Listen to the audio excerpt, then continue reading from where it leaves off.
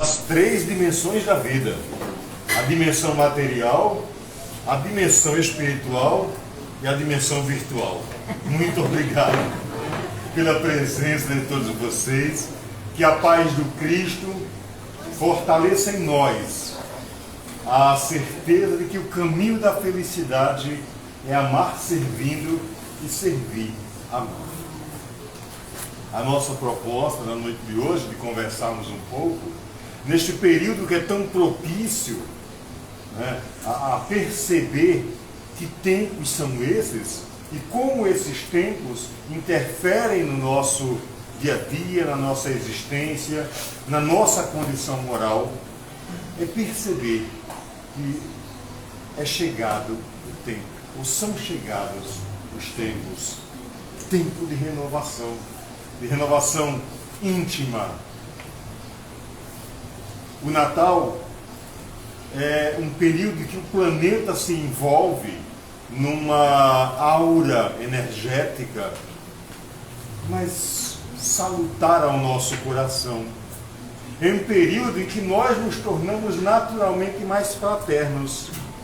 É um período que nós observamos um jeito diferente de enxergar o outro, de encarar o outro. Nos tornamos mais amenos nas nossas palavras, nos tornamos menos ásperos nas nossas atitudes, nos lembramos mais de Jesus.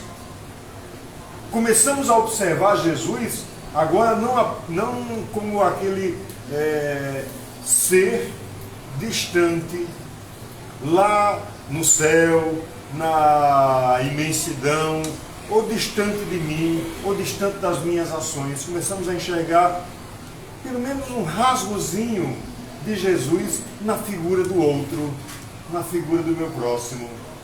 E isso nos leva a pensar na possibilidade de, poxa, eu posso ajudar alguém de alguma forma. Eu posso auxiliar. A gente começa, certo que alguns vão fazer caridades muito mais em busca do aplauso, do palco. Alguns equivocadamente ainda vão se preocupar com o reconhecimento de que alguém vai me dizer que eu ajudei instituição tal ou ajudei pessoa tal. Mas muitos de nós, graças a Deus, se percebem num momento propício a ajudar sem buscar reconhecimento, sem esperar recompensa. E o próximo passo dessa renovação é não fazer desse sentimento de ajudar, desse sentimento da caridade, não apenas no período de Natal. O nosso próximo estágio é de fazer desse sentimento uma constante 365 dias por ano e de 4 em 4 anos, 366. São chegados os tempos de renovação.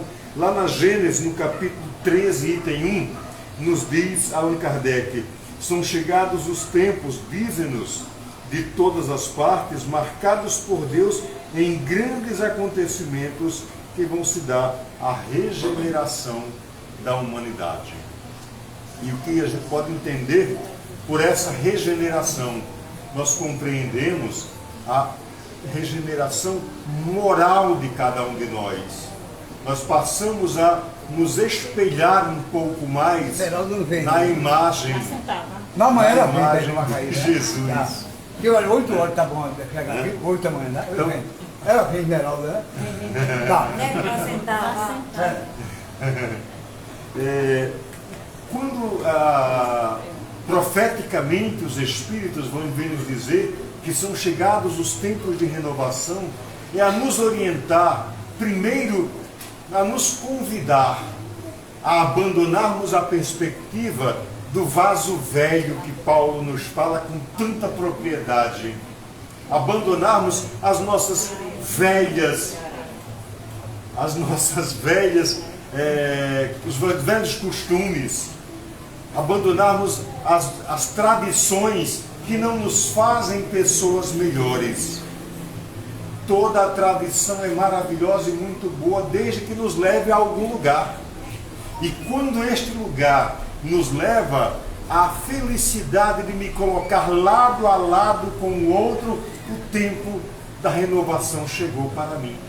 Quando eu percebo que Deus me dá todas as potencialidades e todas as ferramentas para que eu possa fazer deste instrumento carnal um elemento de servir ao próximo, eu percebi que bom, a renovação chegou para mim. É a hora de eliminar o homem dos maus hábitos, a pessoa do egoísmo. É hora de abandonar a pessoa do orgulho e me renovar no exemplo que Jesus nos traz com a sua vivência. Eu sempre costumo dizer que Jesus nunca escreveu nenhum manual para conquistar a felicidade. Jesus nunca escreveu nenhum código, nenhuma regra, dizendo que para ser feliz a gente tem que fazer isso, tem que fazer aquilo. Mas 2000 anos depois, nós continuamos aqui, permanecemos numa perspectiva constante de ter Jesus como modelo, como referência, como guia para a nossa vida e para a construção da felicidade que a gente tanto busca, para a renovação que nós tanto queremos. Como? Com base em que, se Jesus nunca escreveu nada? Na pedagogia do exemplo. Porque Jesus não apenas disse, faça assim para ser feliz. Ele viveu cada um dos seus ensinamentos, nos mostrando que é possível ser feliz tanto quanto a terra nos permite. Mas é possível ser muito mais feliz ainda, começando hoje a construir essa renovação que nos faz espíritos melhores. E quando nos diz as vozes de que são chegados os tempos de renovação, é renovarmos também o nosso compromisso com a responsabilidade, de percebermos que nós somos responsáveis sim pela construção do outro, do meu próximo. Eu também sou responsável por auxiliar na construção da felicidade do outro. E aí nos perguntamos, quanto temos nos doado? Um pouco do nosso tempo, um pouco da nossa atenção, um pouco da nossa ação, para que o outro também se encontre feliz. Para nós que professamos uma perspectiva doutrinária, a partir da doutrina espírita, quanto temos doado para esclarecer, para acolher, para consolar o nosso próximo? E quantas vezes temos encontrado o nosso próximo sequioso, buscando renovação, mas falta a esta pessoa ainda este ombro amigo, este colo benfazejo de quem já alcançou a compreensão de que Jesus é o caminho, é a verdade e é a vida. É o caminho pela exemplificação que nos dá. É a verdade pela exemplificação moral que transforma os nossos corações. E é a vida, porque a vida ela é plenitude de felicidade. E distanciado do exemplo de amor, distanciado do exemplo de servir ao próximo, nós verdadeiramente podemos ter vida sem viver a vida. Então é preciso observar que é chegado o tempo de compromisso para com o próximo, o compromisso de auxiliar na renovação do outro, mas principalmente auxiliar na nossa própria renovação, porque nós não auxiliaremos, nós não ajudaremos a ninguém ser melhor, se nós também, primeiro, não formos melhores. E por que a boca está tão perto do ouvido? É porque aquilo que eu falo precisa primeiro ser vivenciado por mim mesmo. Precisa estar nas minhas atitudes, precisa estar nas minhas escolhas, né? Eis o padrão de responsabilidade que nós precisamos alcançar. E aí, quando pensamos nesses tempos de renovação, percebemos que igualmente são chegados os tempos da solidariedade. E o Natal é muito propício a sermos solidários. Mas ser solidário é também desenvolver a capacidade de amar indistintamente, de não estabelecermos ressalvas. Né? Eu vou amar fulano porque é da minha família. Fulano não é. Eu nem conheço fulano. Mas quanto nós temos? E como é que a gente ama? Agarrando, beijando e tal? Não há muitas formas de amar. Há infinitas formas de amar. E aí, a cada um dos pontos que eu vou colocando, eu vou também trazendo algumas perguntas. Quanto nós temos amado, por exemplo, através da prece, para com o outro, para com o próximo? Quanto nós temos amado, por exemplo, aquele irmão que equivocou-se na caminhada, que errou na sua escolha e descambou para o mundo do crime, da criminalidade e acabou caindo no caminho do assassínio, do roubo, da violência e hoje se encontra na penitenciária? Quanto nós temos amado aquele irmão ou temos apenas condenado?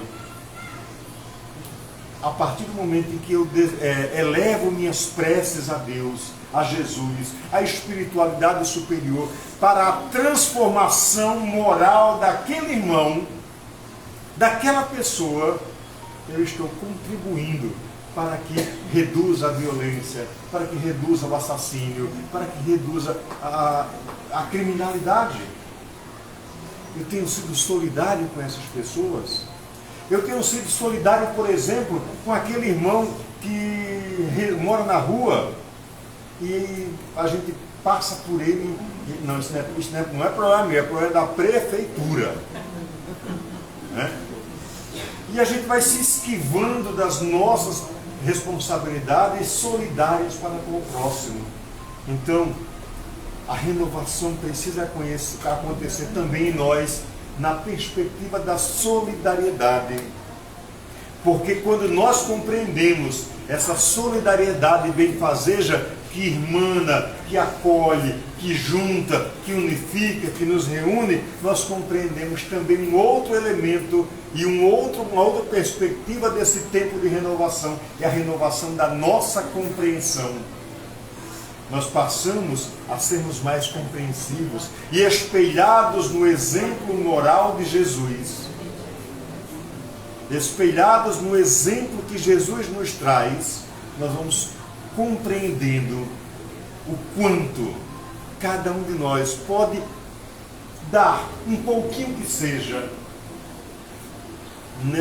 nesse plano de amor maior, que é o plano de amor de Deus, onde nenhum de nós está afastado ou deserdado. Todos nós somos convidados a nos juntar nessa grande família e compreendermos que efetivamente nós somos uma grande família. Mas como assim? Ora, todos nós espíritos, os corpos nasceram nas famílias terrenas. Os espíritos nasceram de um único ponto, chamado amor e vontade de Deus. E assim, quando compreendemos essa ideia da compreensão que cada criatura tem como incumbência ao respeitar o próximo, mas principalmente respeitar servindo, respeitar auxiliando, respeitar orientando, esclarecendo nas suas dúvidas, nós vamos compreender que nós nos envolvemos e nos renovamos dentro de uma outra perspectiva, ainda mais profunda, que é os tempos da humildade.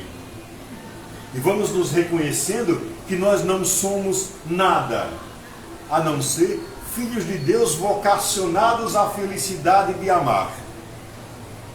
Porque é pelo amor que nós desenvolvemos e conhecemos e nos reconhecemos como ainda imperfeitos, mas a caminho da evolução, a caminho dessa felicidade que Jesus nos apresenta como plano primeiro do amor do Pai, do amor de Deus.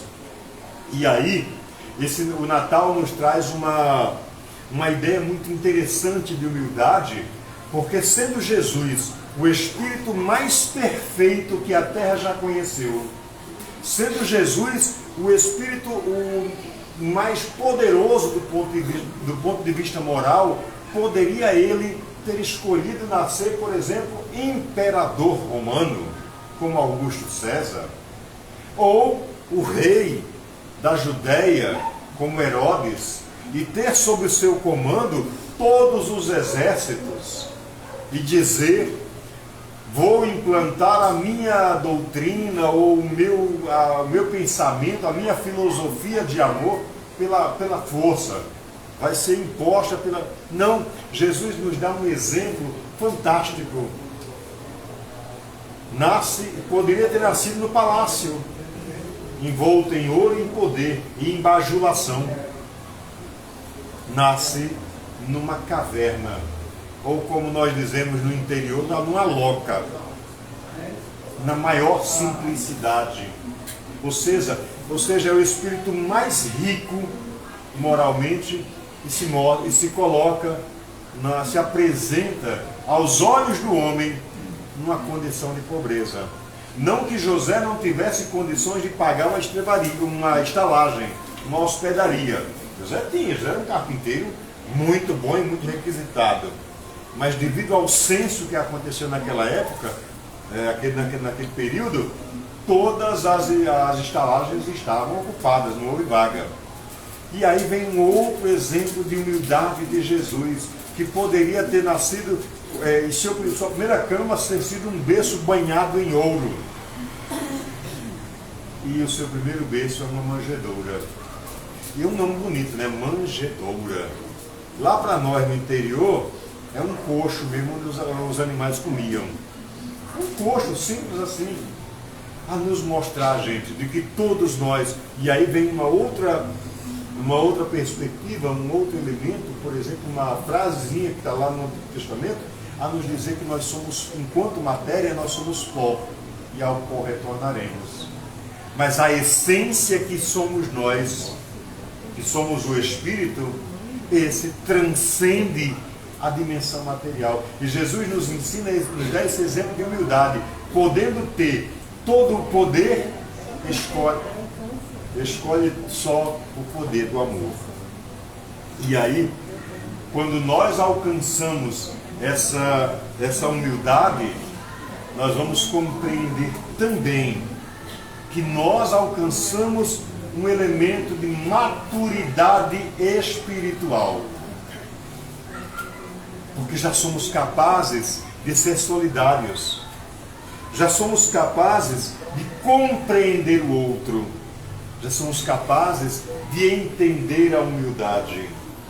Ao alcançarmos a maturidade espiritual, não é que a gente ficou velho. Não. É que nós compreendemos o nosso papel e o nosso lugar e a nossa responsabilidade no mundo. Quando alcançamos a maturidade espiritual, nós estamos espiritualizando as nossas ações e as nossas escolhas. A gente não vem mais para a casa espírita, para o centro espírita, para a sociedade espírita, para a igreja, seja católica, protestante, para o templo budista, qual quer que seja. Nós não vamos para cumprir compromisso social. Não é noite de sábado, eu tenho obrigação de ir lá para o Manuel Nicodemos, porque tem palestra pública, eu tenho que estar lá. Não, nós não temos essa obrigação. Para cumprir a obrigação social, não. Eu vou para o Manuel Nicodemos, porque lá eu me encontro, eu tenho um encontro comigo mesmo, com a minha própria descoberta, com o conhecimento que me liberta das minhas imperfeições, com o conhecimento que me possibilita direcionar as minhas ações para agir com amor, para agir de uma maneira mais plena. E assim, meus irmãos, quando nós alcançamos essa ideia e essa condição de maturidade espiritual, nós percebemos que a materialidade, que as convenções sociais, que os títulos, doutor fulano de tal, doutora não sei das quantas, que as posses materiais que nós temos, tudo isto é passageiro. Tudo isto são elementos que Deus nos concede para o nosso melhoramento. Tudo que nós, abre aspas, temos na terra, são empréstimos que Deus nos concede. Nada verdadeiramente é meu, nada verdadeiramente é nosso, porque eu não carrego nada disso quando eu vou. Ao desencarnarmos, quando a gente desencarna, ninguém vai nos perguntar quanto dinheiro eu tinha na conta bancária, quantos carros eu comprei. Ninguém vai me perguntar quantos terrenos, quantos apartamentos, quanto isso, quanto aquilo. Mas a minha consciência me indagará o que eu fiz daquilo que Deus me concedeu para auxiliar na caminhada do outro. E às vezes esse auxílio, ao alcançarmos essa maturidade espiritual, nós percebemos que o auxílio, enquanto muita gente pensa nos grandes feitos, nas grandes coisas, nós vamos compreendendo que é nas pequenas coisas, nos detalhes, que está o verdadeiro amar e servir. Ninguém constrói um prédio de 60 andares se não colocar o primeiro tijolo, a primeira pedra da fundação, né? E aí, meus irmãos, quando nós alcançamos essa maturidade espiritual, a perceber que tudo na terra é passageiro, tudo é efêmero, que tudo passa, até uva passa. Vocês já perceberam isso? Até uva passa. Que é tão boa. Nós vamos nos colocando num outro tempo maravilhoso. Nós reconhecemos a renovação que se dá em nós, que se opera em nós, para compreendermos a união como elemento básico da felicidade. Eu passo então a não mais enxergar o meu próximo como um adversário, como alguém com quem eu deva degladiar, com quem eu deva combater, com quem eu deva lutar. Ele não é mais um desafio ou um desafeto. O meu próximo passa a ser o meu companheiro, que me auxilia de alguma forma e que eu o auxilio de alguma forma. Quantas vezes no nosso trabalho, na nossa família, né, nós sempre temos a família toda unidinha, bonitinha, harmoniosa, coisa e tal, mas tem um que destoa. E aí, quando nós atingimos essa condição de maturidade espiritual e, por consequência, percebemos a união como elemento de felicidade, nós deixamos de enxergar aquele como o que normalmente a gente é até preconceituoso quando diz que é a ovelha negra da família. Sabe, gente, o que tem as ovelhas e negras a ver com isso? Nós passamos a perceber que aquele, com o seu jeito de ser, nos ensina elementos básicos para viver melhor, nos ensina tolerância, nos ensina paciência, nos leva a exercitar o dom da prece, nos leva a perceber a busca do amor que fortalece aquela pessoa, não nas suas imperfeições, mas na busca de que essa pessoa mude a sua rota. E nós trazemos para a nossa companhia, e aí passa um tempo e a gente começa a olhar o seguinte: nossa, fulano me fez tanto mal, mas será que fulano realmente me fez mal? E aí chega na condição de perceber o seguinte: não, fulano não me fez mal. Fulano me deu a oportunidade de aprender naquela situação, para hoje eu ser um pouco melhor. E aí, quando pensamos nos tempos de união, nós pensamos na compreensão da dor do outro. Nós abandonamos o egoísmo de achar que eu sou o centro do universo e começamos a olhar que o outro também sofre. E que eu tenho, em algum momento, algum elemento, por pequeno que seja, que eu possa auxiliar, que eu possa ajudar a minorar, a diminuir a dor daquele irmão. a dor daquele próximo. A união nos permite perceber que não há mais fronteiras, que eu sou de Açu, meu irmão aqui é de Mossoró, hipoteticamente, né? Então a gente vai, não, Açu não gosta de Mossoró, Mossoró não gosta de Açu, não existe isso, né? Somos todos fraternos. E as grandes barreiras, as grandes fronteiras que nós somos convidados a derrubar com o exemplo moral de Jesus é a barreira do orgulho e do egoísmo. Porque eu me percebo, quando eu compreendo a união como um elemento de felicidade, essa renovação que se opera em mim, eu compreendo de que se o outro se equivoca, se o outro erra, eu também faço a mesma coisa. Se o outro acerta, eu também acerto. Ou seja, a gente pode até errar erros diferentes, mas erramos, porque ainda somos espíritos imperfeitos em processo de aprimoramento, de melhoramento. Mas certamente, quando nós percebemos esta dimensão da união, nós vamos nos colocando na condição de que eu sou igual ao outro. Ah, mas eu sou preto, ela é branca. Não, a sua essência é espírito. Você não é um corpo que tem um espírito. Você é um espírito ocupando temporariamente um corpo. O corpo vai se decompor e se transformar em forma de alimento para outras formas de vida. A essência do espírito, a essência que é o espírito, esse permanece e segue trilhando os caminhos da unificação do eu com o outro, do outro com o eu, a nos percebermos efetivamente dentro de uma única comunidade chamada irmãos. Uns mais avançados porque fizeram melhores escolhas, outros ainda mais atrasados, carecendo do braço, do ombro amigo daquele que já está um passo mais à frente. E aí, como é que você se coloca, como é que você se considera hoje? Você já deu um passo mais à frente? E dando esse passo mais à frente, você já olhou quem vem atrás de você?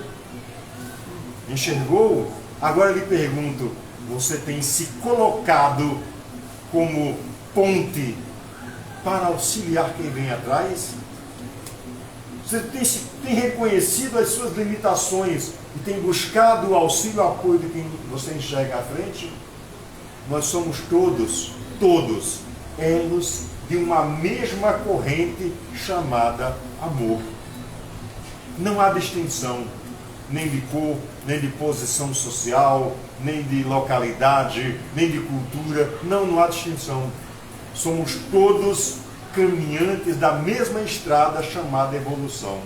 E quando nós percebemos a dimensão da união, nós compreendemos que os padecimentos, os sofrimentos, abre aspas nos sofrimentos, na verdade, não são sofrimentos, são oportunidades para que nós nos fortaleçamos. Porque se eu enxergo determinada situação como um sofrimento, realmente será um sofrimento e olha que sofrimento.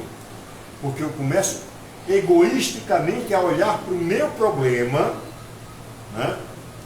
E vou alimentando este problema, ele vai crescendo, e vai crescendo, e vai crescendo de uma forma tal que você acaba se envolvendo nele. Mas quando você começa a olhar um pouco mais de cuidado, espelhado pelo exemplo de Jesus, você começa a perceber que eu não tenho um problema. Deus está me dando a oportunidade de aprender naquela situação. E essa aprendizagem me possibilitará a ensinar a mais alguém. E aquele alguém ensinará a mais alguém. E nós vamos espalhando e semeando essa grande semeadura de amor. Porque são chegados, quando nós vamos espalhando isto, são chegados os tempos de renovação do nosso apego, da nossa estrutura de ficar agarrado ao material. São chegados os tempos do despreendimento. É preciso nos desprendermos daquilo que não nos constrói, daquilo que não nos traz algo que possa nos renovar, que possa nos transformar em pessoas melhores. E quanto temos nos agarrado, meus irmãos, e aí essa época do ano, essa época do Natal, então, para quem ainda não se apercebeu para isso, nós temos nos agarrado a coisas na materialidade que só alimentam, que só fortalecem o meu orgulho. Querem um exemplo? Chegou Natal, qual tem sido a nossa primeira preocupação? Vamos pintar a casa. Mas a cor da minha casa tem que ser mais bonita do que a cor da casa do meu vizinho. Não, vamos montar a nossa árvore de Natal. A minha árvore tem que ter 5 metros, que a do vizinho tem 4. Vou botar um pisca-pisca, assim, uma iluminação na frente da minha casa. Às vezes até boto dentro de casa, mas eu tenho que botar do lado de fora, que é para mostrar para o outro que a minha é melhor do que a dele.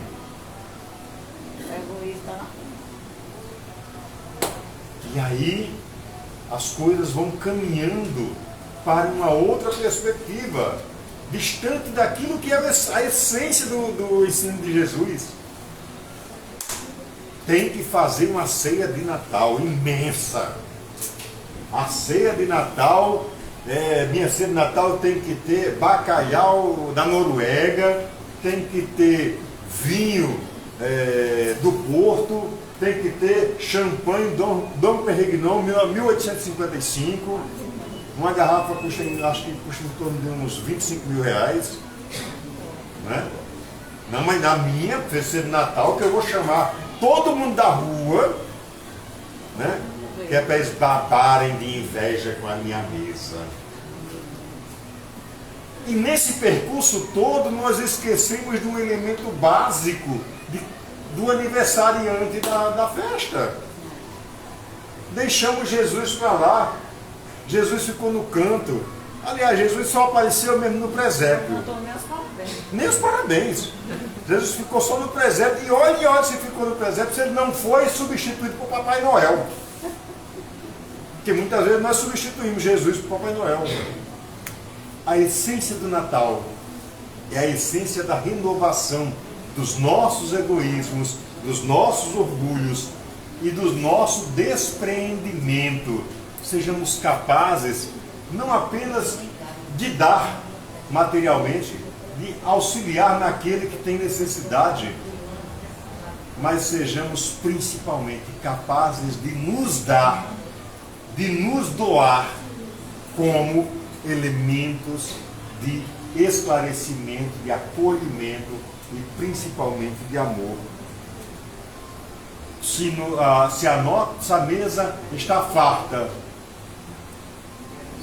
mas a mesa do meu irmão nada tem, a minha festa não está completa. Pode até no meu orgulho, no meu egoísmo, eu enxergar uma maravilha, mas na essência, aos olhos de Deus, a nossa festa não está completa. Aliás, ela permanece vazia do amor e cheia do orgulho e do egoísmo. Quando chegamos à condição de compreendermos esse tempo de renovação, dessa renovação maravilhosa, é porque nós compreendemos, já alcançamos. E quando fazemos do Natal, por exemplo, esse momento esse ponto de partida para essa renovação, que deve se estender em janeiro, fevereiro, março, abril, maio, junho, julho, agosto, setembro, outubro, novembro e de novo dezembro, para reavaliar quanto eu evoluí, quanto eu me melhorei, que valores morais eu construí. Comecei a dar importância neste Natal e fui edificando ao longo do ano. Porque a renovação espiritual, a renovação que opera em nós, também passa necessariamente pelo tempo dos valores reais. A gente está muito preocupado com os valores monetários, né? Quanto custa isso? Quanto eu vou ganhar? ela chega aqui e me diz assim, ah, olha, você pode me dar ajuda ali? Eu vou ganhar quanto? Não, ele não está lhe oferecendo um trabalho, está pedindo ajuda. Há diferenças, né? Quando nós compreendemos essa dimensão e essa ideia dos valores morais e dos valores reais, são aqueles valores que me fazem ser melhor.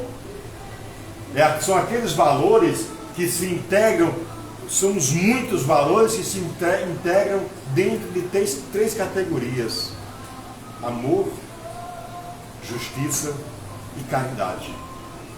E é uma lei específica nessa perspectiva de amor, justiça e caridade, que quando nós a compreendemos, nós passamos então a entender que é chegado o tempo de renovar a nossa consciência. É chegado o tempo de renovar a consciência de que eu posso ser e eu devo ser melhor. Mas o meu melhor não é só eu dizer, é o agir. E eu ajo servindo ao próximo, sem fazer ressalvas, sem estabelecer condições. Não, só vou ajudar fulano se, eu só vou auxiliar em tal coisa se, quando nós abandonamos os sis e nos voltamos, nos entregamos ao exemplo de Jesus, que entregou-se, não como muita gente cultua o momento da cruz, não, Jesus entregou-se toda uma existência em prol do próximo. Sejamos os mesmos. Unir coração e mente é unir o desejo e a ação. Porque de nada adianta nós acreditar que amar é bom se a gente não amar. De nada adianta a gente acreditar que ser solidário é bom se nós não formos solidários. De nada adianta eu acreditar que o Natal é tempo de renovação se eu não me renovar. Tiago vai nos dizer que a fé sem obras é morta. Que fé é a minha? Que crença é a minha? A de que apenas escuta e diz, mas não faz? Ou aquela que acolhe aquilo que é ouvido e transforma isso em ação de ser melhor? São chegados os tempos, pois muito tempo nós já perdemos ao longo das existências, e não apenas desta. Nós já perdemos muito tempo ao longo das nossas muitas existências pretéritas. E é por causa disso que nós ainda vivemos mergulhados nesse oceano de dores. Mas se nós começarmos a nos renovarmos no sentido de compreendermos as dores de hoje como vitamina para a felicidade do amanhã, servindo e amando, nós compreendemos que nós estamos melhorando e melhorando a cada dia, ao transformar aquilo que eu acredito, aquilo que eu tenho fé, aquilo que eu almejo para mim, também, para que eu almeje também para o outro. Porque aquilo que serve apenas a mim, certamente nada me acrescenta, apenas me diminui na possibilidade de amar e servir sem medidas. Porque cada dia, cada instante, nós precisamos compreender que renovar é amar servindo e servir amando. Muita paz e Feliz Natal para todos nós. Que o nosso Natal seja efetivamente de renovar, não apenas a casa, mas primeiro renovemos a casa santa, que somos nós mesmos. Muito obrigado. Uma boa noite. Obrigado, meu irmão Francisco. Seja sempre bem-vindo a esta casa.